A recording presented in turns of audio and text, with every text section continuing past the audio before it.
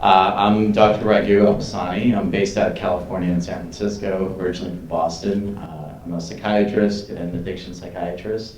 Had the pleasure of meeting Jason about a year ago, actually. Oh. We were sitting at a table together at a fundraiser and just hit it off. And his story is, as you can see, so inspiring.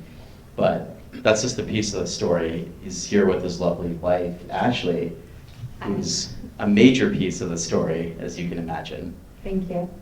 So it's awesome to have you guys here. It's also amazing to be out in Bowling Green. It's my first time in Kentucky, and what a beautiful state. So let's dive in. You know, for me as a psychiatrist who works in addiction, oftentimes, not oftentimes, every time, you never meet someone who just chooses, okay, I'm gonna start misusing a substance. There's oftentimes, each time rather, an underlying reason for it. And so, Jason, we heard a little bit in the video about your story, but let's take a step back to when you were even younger. What was it like growing up for you? What was it like in school? Did you start to notice struggles with mental health? Yeah, thank you, Raghu. First of all, I just want to say thank you to everybody here. I just want to take a moment just to really appreciate you guys coming out to be a part of something that is very near and dear to my heart.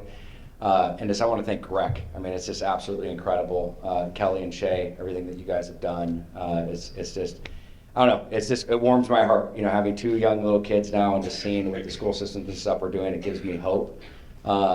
And there's a lot that we can talk about on that specifically, but I just wanted to take a moment and say thank you very much for that, and thank you for having us out. And Jacqueline did such a good job. I feel like I might want to move to Kentucky, you know, leave Tennessee. So anyways, all jokes aside, looking back, prior to all this stuff and before the TV, that whole time frame in my life started, I will state first that being Cherokee, German, and Irish, I should have had a stamp on the forehead when I came out of the womb that I should probably not touch any type of substances in any way, shape, or form. And or looking at the mannerisms, I can look at like when I was young too, I just had off behaviors, you know what I mean? Even when I was like 5 or 6 years old, came from a very amazing family, amazing parents, very, you know, high morals, high values.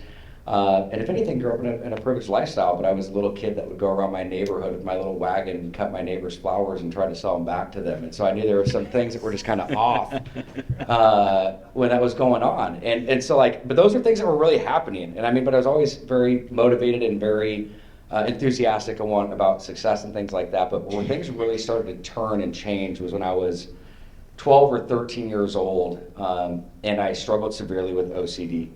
To the point where I'd wash my hands until they'd bleed, and I'd have to wear neoprene gloves at night with Neosporin in them. And it was weird though, because on the outside, I was perceived as a popular kid. You know, I was always good at sports. You know, I always had a girlfriend, was very active, but then I'd come behind closed doors and be like, Mommy, I need to put the gloves back on. And literally, it was the most debilitating thing. So obviously, parents who really cared, they were very involved. I saw every type of psychiatrist, therapist that you could. Thank God we had a lot of resources and stuff. And unfortunately, back then, though, this is in late 90s, late 90s, and, you know, saw doctors, saw therapists, saw a psychiatrist, and they gave me medication. It helped mitigate the symptoms, but I never dealt with the underlying issues. Mm-hmm. So you look at that, and again, it's at that age back then, I just want to give kudos to where we are today, because I think the landscape has changed so much versus what it was back then. I didn't know how to communicate around what was going on, you know what I mean? I think even half the time I was in there, I was lying about it because I just didn't know how to effectively communicate what was happening. But so after you know, going through that process and mitigating the symptoms, never dealt with the underlying issues, and I come back, you know, a couple years go by, and I find alcohol.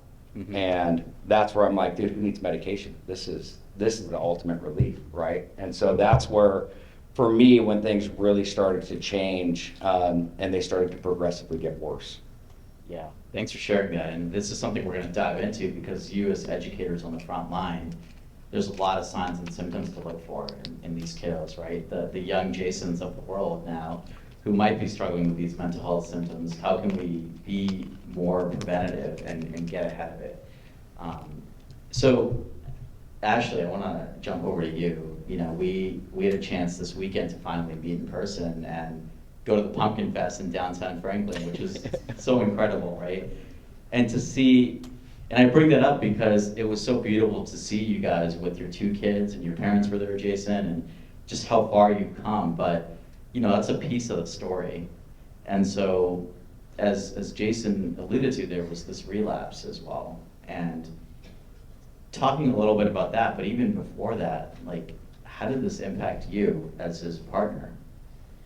So I kind of want to go back because I came from an Italian family. I really didn't understand the disease of addiction. I kind of thought my whole life addiction was a choice. I didn't realize that it was really a chronic disease until I had met Jason, and he had spoken to me about how his sobriety was the #1 thing in his life. If he didn't have that and God, he would have nothing. He wouldn't have me, he wouldn't have his family. That was the most important thing.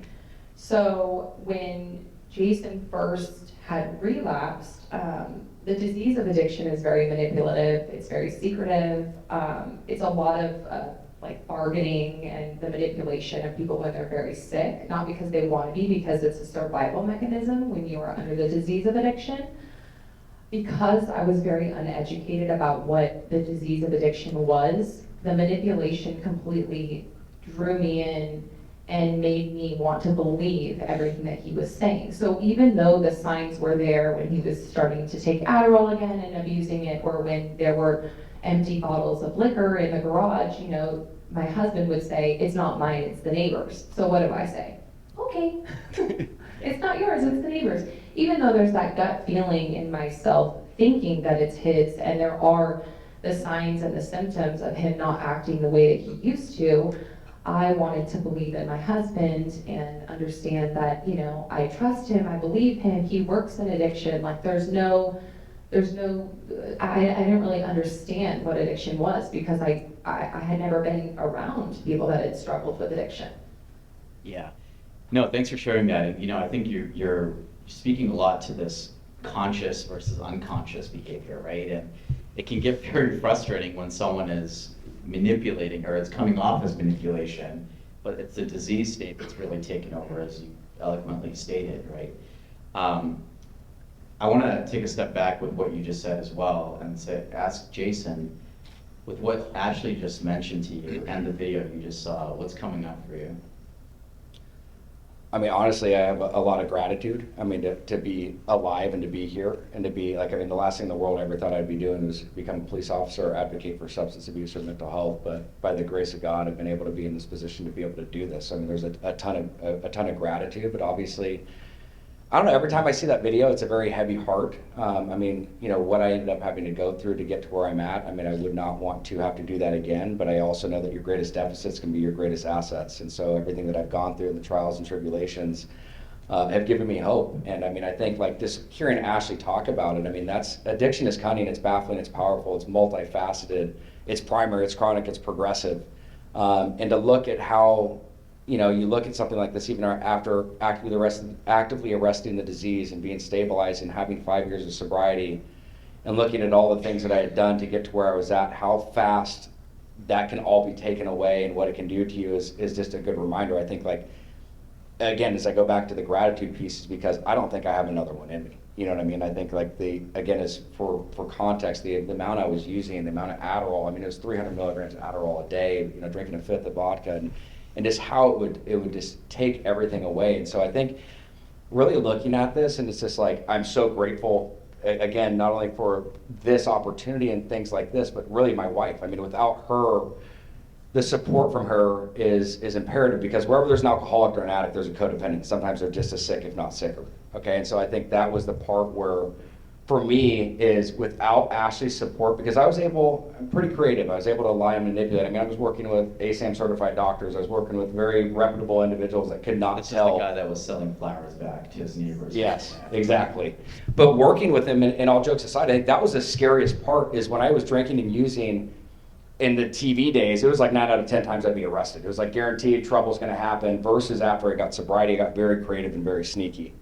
And nobody could tell. And so the only person that really knew what was going on was what was going on behind closed doors, because I'd unravel, I'd fall apart at home. But then I literally could perfect it when I'd go back out, break off a little piece of Adderall, take a little shooter, and then I'd go about my way. And that's looking back, is the scariest thing, is how much I was able to even convince myself. This is the only disease that tells you don't have a disease, and when you're out there and you're literally dying, that's where it gets really, really scary. So again, going back to Ashley, she got the help that she needed for herself, which then ultimately allowed her to be able to help me.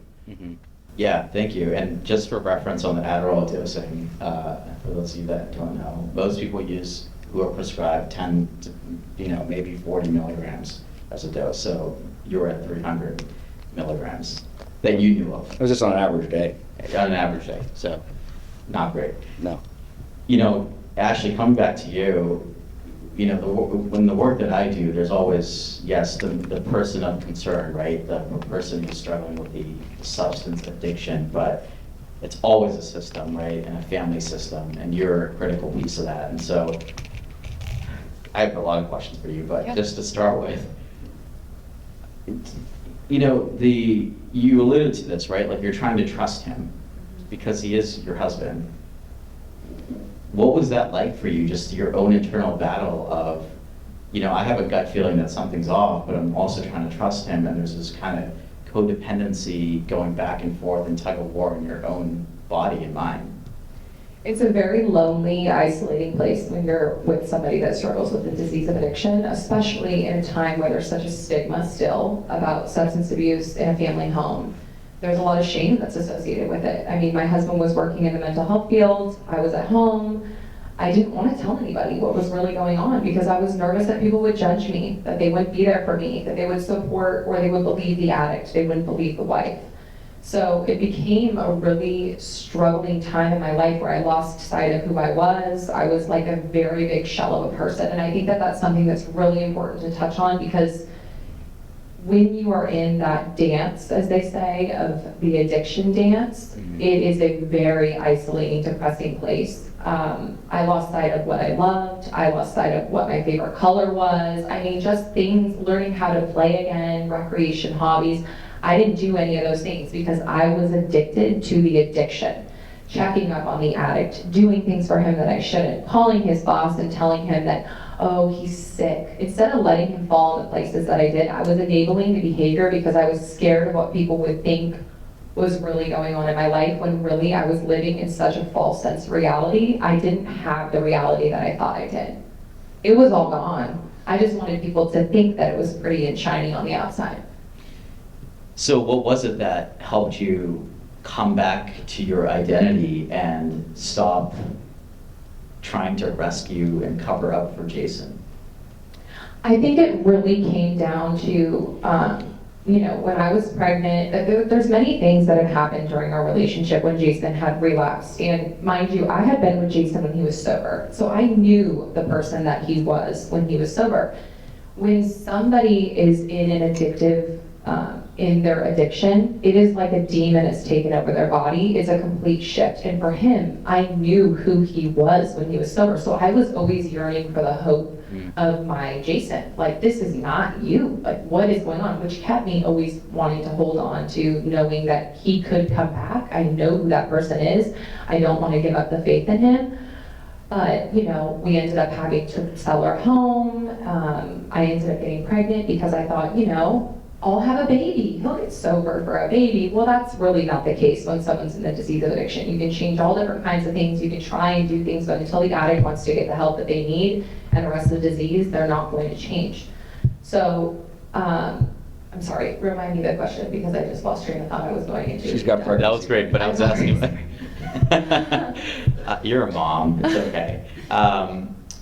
What was it that helped you come back to your identity? Yes. Right? You talked about how you forgot your favorite color. Yes. Right? Yes. That's pretty extreme. So when we ended up, when I had my daughter Delilah, she was really that break in my life that I needed to focus on because I shifted my focus. Instead of focusing on the addict every day, I focused on my daughter.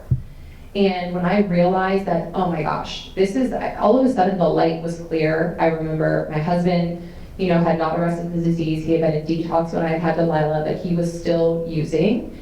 When I finally realized this is not a safe environment, I'm nervous he's gonna pick her up in the middle of the night and drop her or something, this is not okay. That was the wake up for me where I said, I need to get this guy help. Because we cannot be in this space anymore. And that was really the shift for me. When he went to rehab, I went to the family program at rehab actually, and I had finally decided I was gonna go to Al-Anon. And I had been to Al-Anon, but the problem is I went to Al-Anon and I lied because I didn't even want people in Al-Anon to know that what I was going through. So it was a very sick, lonely, isolated place to go to Al-Anon and say, my husband's sober and I'm here and blah, blah, blah. When he finally went to rehab, I had this relief of my chest, like I'm safe, like he's safe, like we're gonna be okay. And I remember going to a women's meeting and standing up, like it makes me so emotional because it was like the clouds had parted and I finally had this relief of, oh my gosh, like I get them to be okay. Like I'm speaking my truth for the first time in a place where I feel safe. And all these women had been through the same thing. And it was like amazing. I just felt like this is gonna be okay. Like we're gonna figure this out. And Al-Anon was my saving grace that got me back on my feet. I love that. And I hope that today we create that environment here for all of you too. And that you can create that in the classroom and in your own homes, in your own settings, because life's too short to go about, chasing lies. And we gotta help each other out. And, on that too, Jason, I see people go to treatment and rehab multiple times. And they can be offered the same program over and over and over again. What was it for you that made you really take it into your own and say, I gotta do this, I gotta change now? I appreciate that question. I appreciate what you're saying, Ashley. And again, it's like a really hard thing to revisit when you think of those things. I mean, I miss some of the most monumental things. I mean, right, like going from detox at Hope Hospital to the 4th floor to watch your child being born it's not a very prideful moment. It's a very humiliating and shameful place to be. And then again, that's just how powerful disease is, because I didn't get stabilized when I was in detox. And when I left there and go home, I was right back at it again. And I think that's like, it's literally like a survival gene. I mean, like when you're not stable, it's like, it's your 24/7 thought process. That's all you do. Even though I love my kids and my wife more than anything in this world, when you're active in it, it doesn't matter. But I think, again, that's for me, is I had to have that disruption. And that's when she went and got help for herself. She was able to then go and tell my parents. She was then able to go to tell my sponsor at the time. She was able to go get a group of people. And that's when I knew like the party was over, right? Because for like literally years, I was able to manipulate and as an addict, when you're active in it, it's just the survival piece of it. I was able to manipulate her into believing whatever I wanted her to believe. And again, how it's disgusting what the disease does to you. But I knew when those people walked in my front door, I knew it was over. Go ahead. You both want It takes a whole village. I was just going to say, it's really important. Like, this is such an important topic to talk about, and it's not talked about. We always talk about the addict. The addict gets the sympathy, the empathy, it's glorified. The family is so important. They are the ones that, if the family gets help, the success rate of the addict is so much higher. You want the addict to succeed, you got to get the help. The family has to get the help. Go to the people surrounding them. Go to the people that are going to create the boundaries. You cannot do this on your own. I know that some people want to think they were raised as the mama bear and they're going to be able to tackle all this. Emotions come into play. Boundaries move. Without having a support system that understands what addiction and mental health is, you cannot do it alone.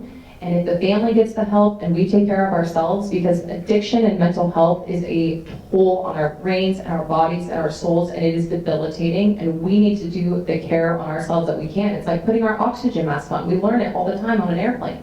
We have to put our oxygen mask on. We cannot be a benefit to somebody struggling if we are not taking care of ourselves.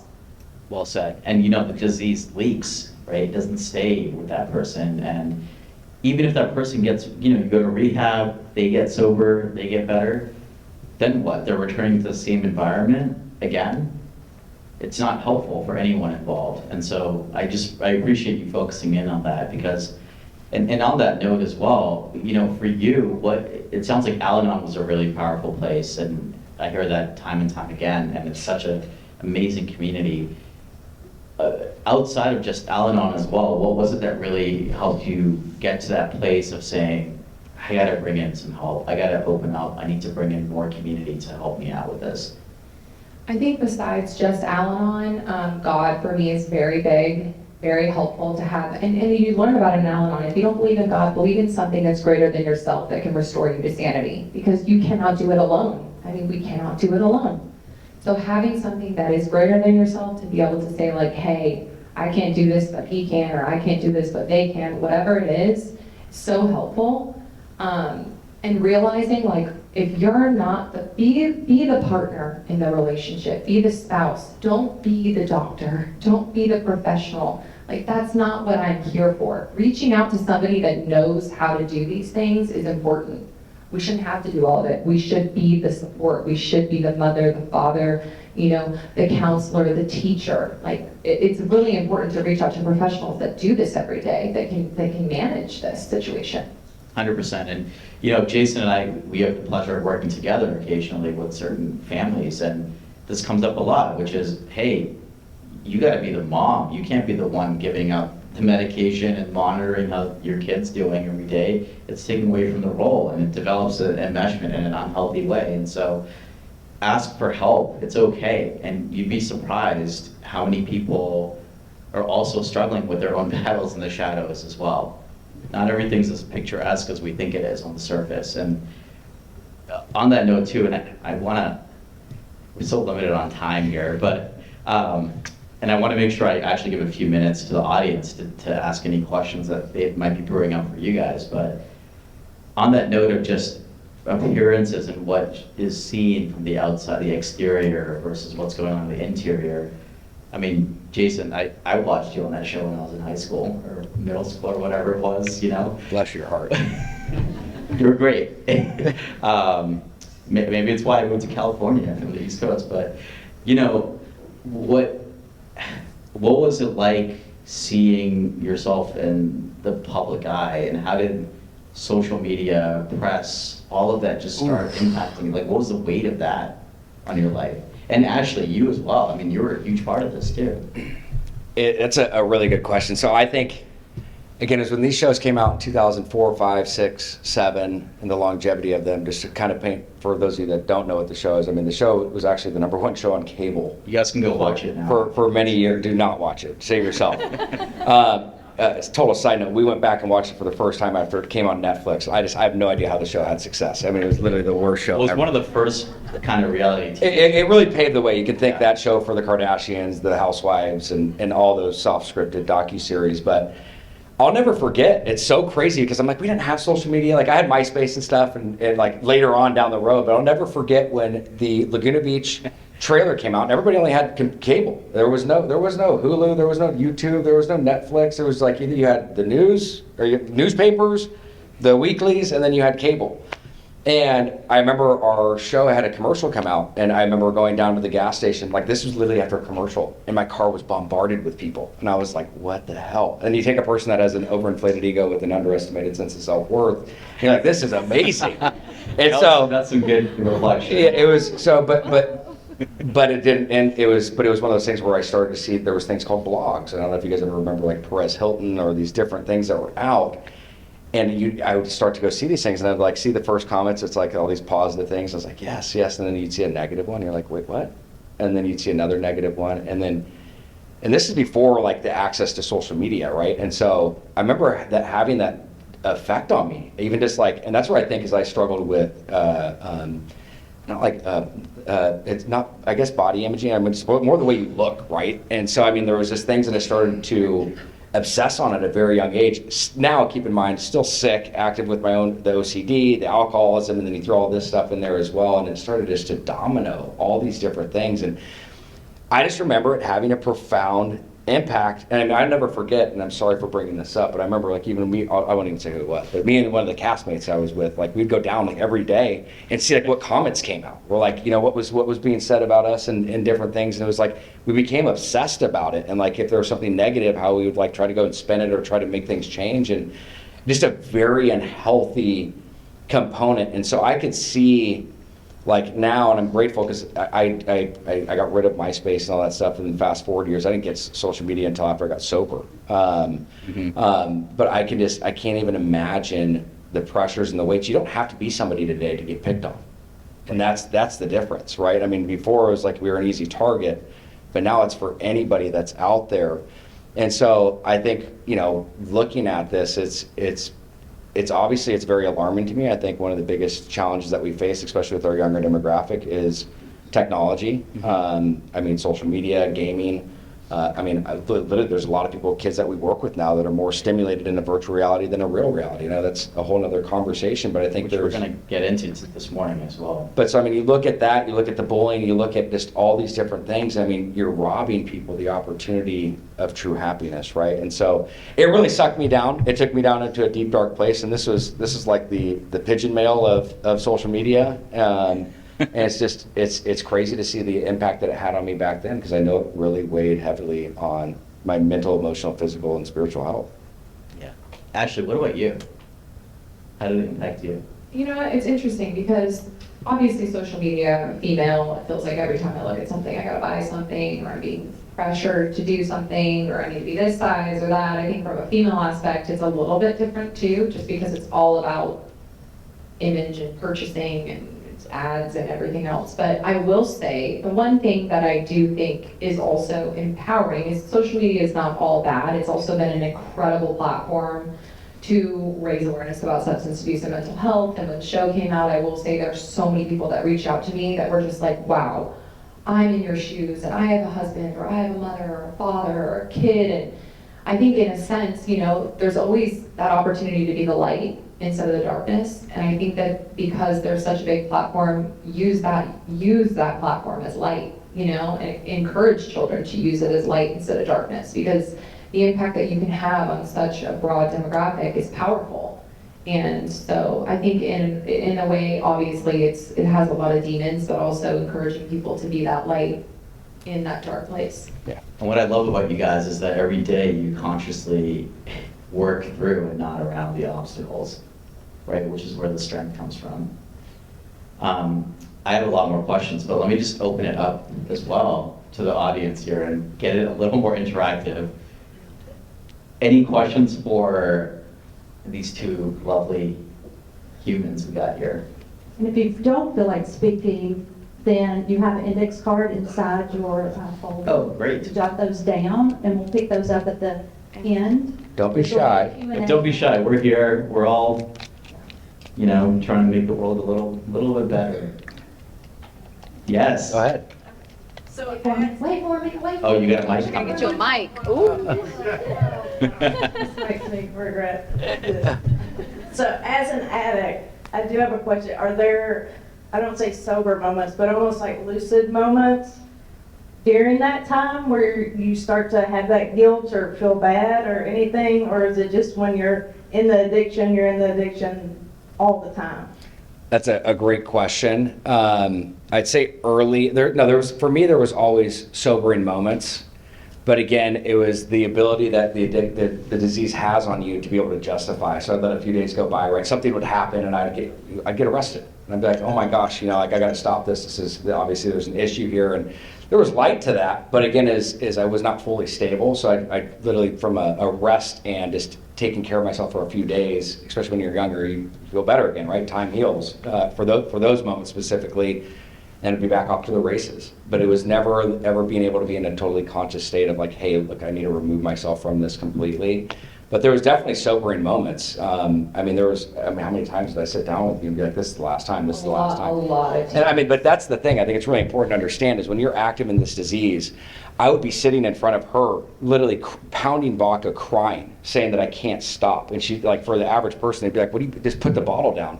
It's like, you don't understand unless you have that gene or that makeup and like the pregenetic disposition that I had to that. Mm-hmm. It was so powerful and so profound. But again, there was definitely those moments, but I look at addiction as, again, they're two separate things, but there's from a cancer perspective, there's stage 1, 2, 3, and 4, right? I'm a stage 4 alcoholic. And so again, as having those sobering moments, yes, that was a part of it. But also for me, I need something drastic to really happen and I need to be removed. And I think that's one of the most challenging pieces of this, right, is that roller coaster. Because then when you have it and you're like, okay, I'm good, but then the disease kind of leaks back in and takes over. Well, and again, it's like, even I just want to chime in on that, because I think for recovery, and I know we talked a lot of like the war story, and a big part of me and what I like doing is talking about solution, right? Is like I talk about the past because I believe by expressing vulnerability, it creates humility, and it creates relatability and connectivity and a sense of safety for people. But for me, it's like, that's why it's like, this is a day at a time thing, right? I remember just making fun of it, like 1 day at a time or 1 hour at a time. Like, I used to make fun of these cliches, but it's so important. For me, my program has got to be my #1 priority, and how I do that is on a daily basis. Structure and consistency creates safety, just as it does for a child. For somebody that struggles with addiction, it is so important for somebody that needs that. And so for me, I have a program that I abide by on a daily basis, and I know that trumps everything. I mean, even over time with the kids, if I don't have that in order, and that's on me. I have a conscious decision every single day to do that. And am I 100% perfect? No. But I put that in order enough that when I fall out, if I miss my morning meditation, or I miss my prayer, or I miss my gratitude list, or I miss checking in with my sponsees or different people that I work with, I feel off. Like, it's like, that's how much I've indicated it into myself. So I'm like, dude, no wonder I feel a little off today. But at the end of the day too, as I do a reflection on the day, not only the things that I did bad, I look at where I need to make amends, where I need to take an inventory, but also the things I did well. So that way, when I put my head to my pillow, it gives me a fresh start to the next day. And I think the biggest thing is, like, for me, it's, if a domino or two falls over, it's a lot easier to pick up one or two of those dominoes. The problem with when I relapsed is like 50 dominoes fell, and it just kept going, and I couldn't pick everything back up.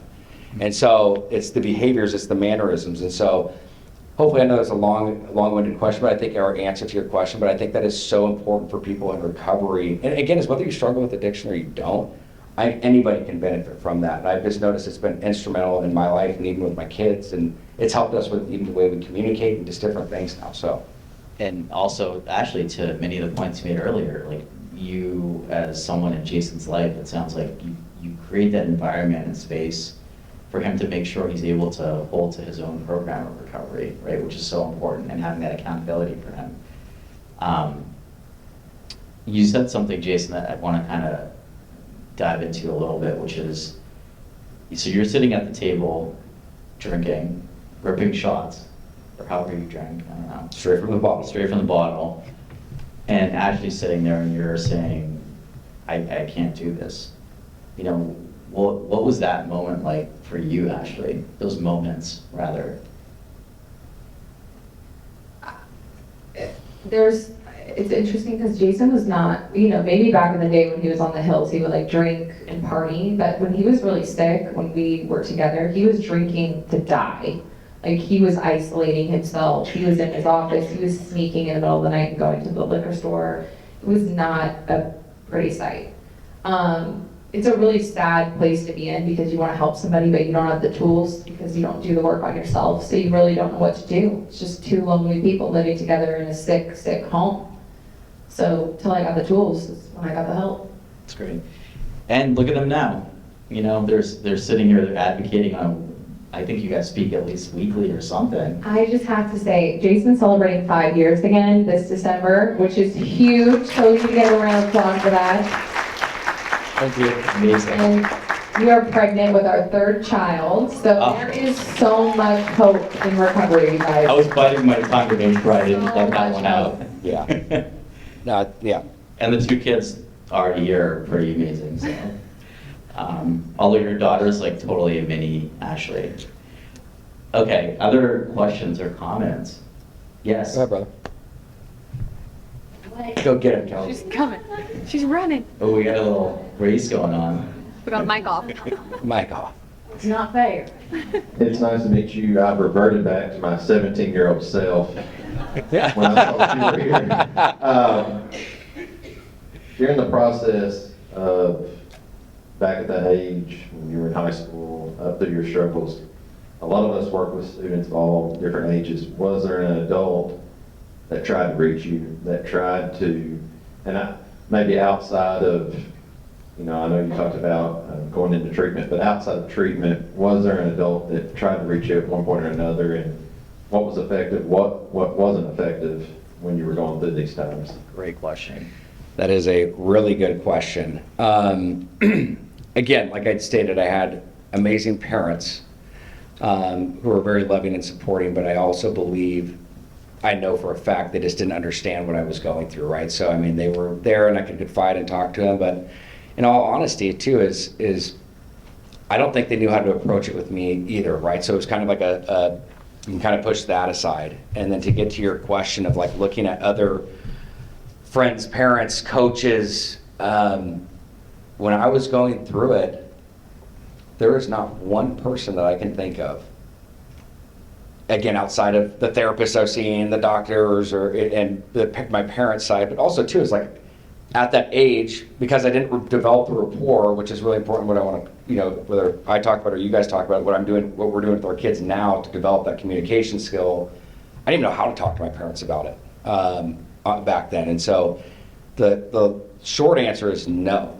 Do I think it would have been instrumental and very beneficial to my to seeking or getting help or have some type of mentorship? 100%, because I see the role that plays in my life today. And I think a lot of people didn't really realize what I was going through. The first person that ever came up to me was Dr. Drew from Loveline and Celebrity Rehab and stuff. And he's like, dude, where was all the help for you? But how old were you then? 20. This is when I got 23. Right. He's like, I can't believe nobody was coming up and asking, like, seeing if you needed help or support. All the production, all the producers, like, again, it was created a character for me too, right? So I mean, it was something that I just dove into, and it was a part of like what I wanted to be. And so I think, nobody came up to me, but I also think internally, as it gave me a sense of validation, like I was creating this person that was around me. Like, again, as the alcohol made me feel invisible. And so I don't even know if I would have been in a place at that time if somebody came up to me, but there definitely could have been pre-intervention that could have potentially have helped with this a lot. And I think the way to do that is by connecting and being able to be open and vulnerable. And like, that's for me is like what I do on a daily basis with people is I share my story, and I allow them to be a place that they can come confide in, especially with these younger kids and stuff today. Like, we just went down and spoke at Ole Miss at the university and talking to them. Again, you got to know who your audience is and you got to know who you're talking to. But again, creating that relatability and that connectivity for them is like imperative. Is one of the biggest things that I've noticed that is instrumental in that, and letting them know that they're not alone, but also that there's a way out, right? And I think that's the biggest thing, is being able to provide that solution for them.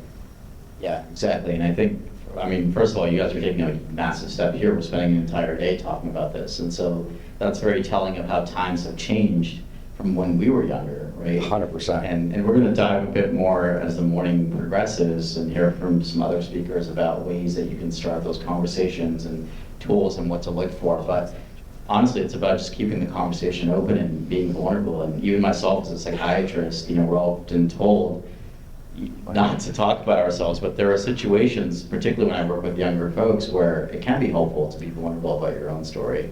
And same with teachers. I had teachers that were very open and vulnerable, and it really just helps you connect on a human level. But I want to also move forward, but hey, real quick, man. As much as I love talking with you, we love talking. I think we're yeah, we talk a lot. Time is cut. Time's cut. Lance gave me the signal. So I just want to thank both of you for sharing your story. Each time I hear it too, it's just so vulnerable, and I learn something new. And all the tips and advice that you've given, I want to emphasize a few of them just real quick. One is that you're not alone in it, even if whether you're the person who's actively struggling with the substance or other type of addiction, or you're the person in their life, right? Like Ashley, like, you are not alone in it, and there are people to help, and you don't need to take it all on. There's no sign of weakness here, and we all need to support each other through it. And so I just want to make sure we leave that as we move on to the next part of the program today, because that's